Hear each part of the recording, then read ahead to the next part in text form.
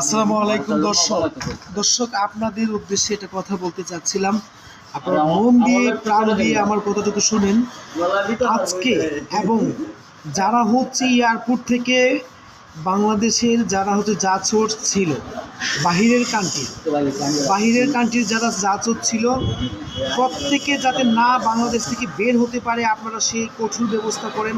আমি ছাত্রদের কাছে বিনীতভাবে অনুরোধ করছি এবং জানাচ্ছি, প্লিজ আপনাদের কাছে হাত জোর করে জানাচ্ছি, দেশ এবং দেশের স্বার্থে যারা হচ্ছে বাহিরের জাসুস,